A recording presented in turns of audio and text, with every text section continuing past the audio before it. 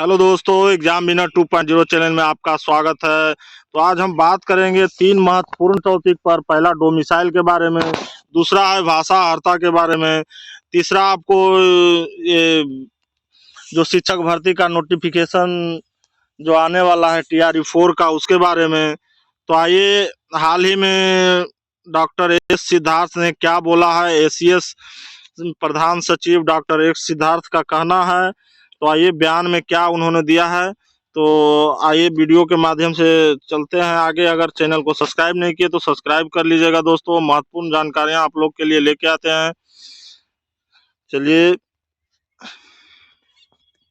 बिहार के शिक्षा विभाग के प्रधान सचिव डॉक्टर एस सिद्धार्थ ने हाल ही में शिक्षक भर्ती से संबंधित महत्वपूर्ण अपडेट दिए हैं। क्या अपडेट दिए हैं?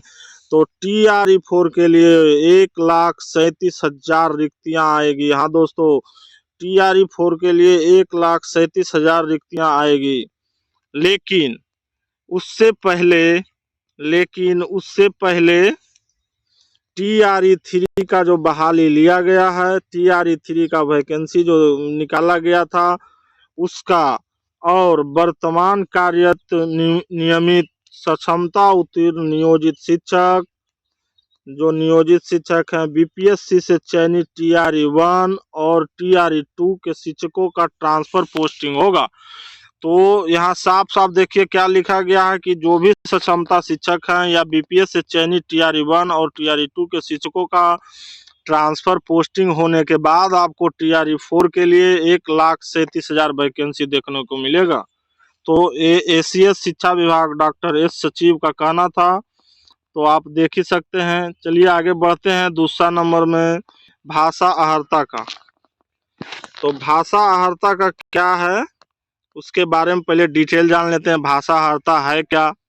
तो बिहार पब्लिक सर्विस कमीशन यानी BPSC की आधिकारिक वेबसाइट और परीक्षा नोटिफिकेशन के अनुसार परीक्षा में भाषा अहर्ता नंबर जुड़ने की संभावना है। तो यहाँ देखिए, आधिकारिक वेबसाइट पर भी दिया गया है BPSC का, वहां जाके चेक कर सकते हैं आप लोग।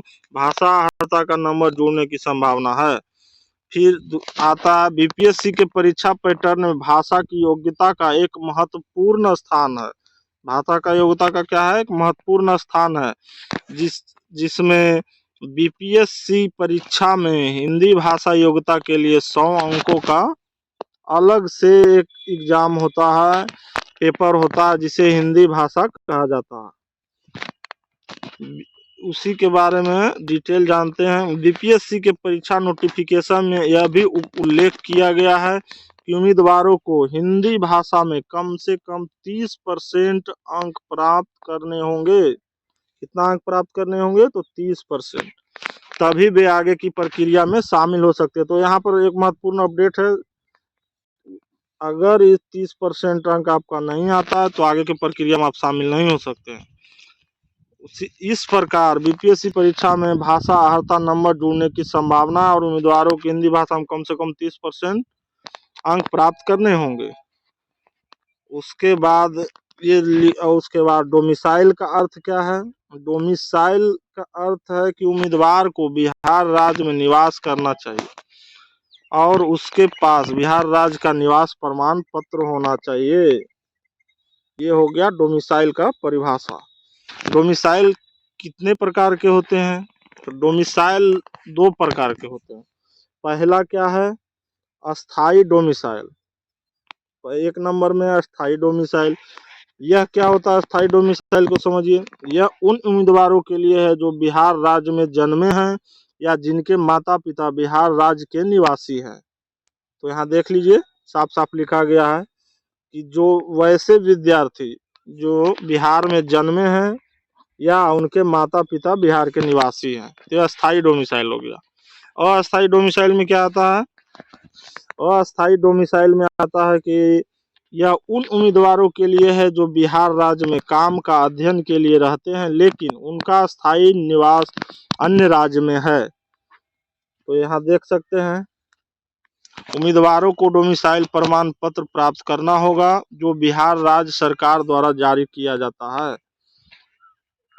यह प्रमाण पत्र उम्मीदवार के निवास प्रमाणित करता है। यह प्रमाण पत्र जो भी उम्मीदवार हैं उनका आवासीय प्रमाणित करता है कि उम्मीदवार बिहार का है। इसको बनाने का क्या लाभ है वो जान लेते हैं। डोमिसाइल के लाभ, आरक्षण, बिहार राज्य के निवासी उम्मीदवारों को आरक्षण का लाभ मिलता है। 1 नंबर में ये आरक्षण का लाभ मिलेगा बिहार के उम्मीदवारों का अगर ये डोमिसाइल बना होगा आपको तो। दूसरा नंबर में है स्थानीय उम्मीदवार के रूप में मान्यता, बिहार के राज्य निवासी उम्मीदवारों को स्थानीय उम्मीदवार के रूप में मान्यता। तो स्थानीय उम्मीदवार के रूप में आपका मान्यता है। तो ये डोमिसाइल के बारे में हो गया। आइए जानते हैं कि डोमिसाइल पर क्या चर्चा हुआ, उसके बारे में सवाल जवाब क्या किया गया, चलिए वो जानते हैं। तो यहाँ पर देख सकते हैं श्री अख्तरुल ईमान माननीय से प्राप्त तारांकित प्रश्न संख्या शिक्षा 64।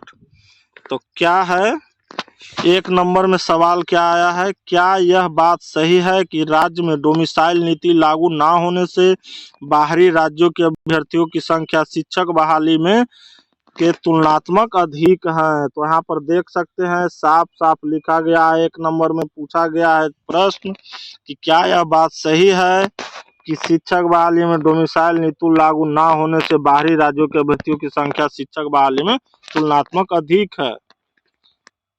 चलिए आगे दूसरा नंबर में क्वेश्चन क्या पूछा गया है कि क्या यह बात सही है कि शिक्षक बहाली में डोमिसाइल नीति लागू ना होने से राज्य के युवाओं को रोजगार अवसर मिलना था, वो उनको ना मिलकर बाहरी राज्यों को मिल गया। तो यहाँ सबसे बड़ा कंडीशन ये रखा गया, बताइए युवाओं को बेरोजगार में जो अवसर मिलना चाहिए था वो दूसरे राज्य के मिल रहा है। यदि उपयुक्त खंडों के उत्तर स्वीकारात्मक हैं तो शिक्षक बहाली में डोमिसाइल नीति लागू करने का औचित्य है। आइए अब इसके एवज में उत्तर क्या दिया गया है वो जान लेते हैं। तो उत्तर दिया गया है कि वास्तु स्थिति यह है कि भारत के संविधान अनुच्छेद 309, यहाँ देखिए दिया गया अनुच्छेद 309 के अधीन प्रदत्त शक्तियों का प्रयोग करते हुए बिहार राज्य विद्यालय अध्यापक नियुक्ति, स्थानांतरण, अनुशासनिक कार्रवाई, सेवा नियमावली 2023 संशोधन कर नियमावली बनाई गई है। संशोधन करके आपको जो नियम बनाया गया है जिसमें अभ्यर्थी को भारत का नागरिक हो का प्रावधान वर्तमान में उक्त के आलोक में शिक्षक बहाली में डोमिसाइल नीति लागू करने का प्रस्ताव विभाग में विचाराधीन नहीं है। तो यह साफ साफ देखिए दिया गया है कि डोमिसाइल नीति लागू करने का विचाराधीन नहीं है। तो आप लोग ध्यान दीजिए कि डोमिसाइल लागू नहीं होगा। जैसे TRE 1, TRE 2, TRE 3 में चल रहा था उसी प्रकार से TRE 4 में भी रहेगा। तो आप लोग अपना पर ध्यान दीजिए, पढ़ाई पे ध्यान दीजिए, रिजल्ट पे ध्यान दीजिए, मेहनत कीजिए, उसके बाद सफलता आ जाएगा। तो धन्यवाद दोस्तों, लेकिन चैनल को सब्सक्राइब जरूर कर लीजिएगा। धन्यवाद।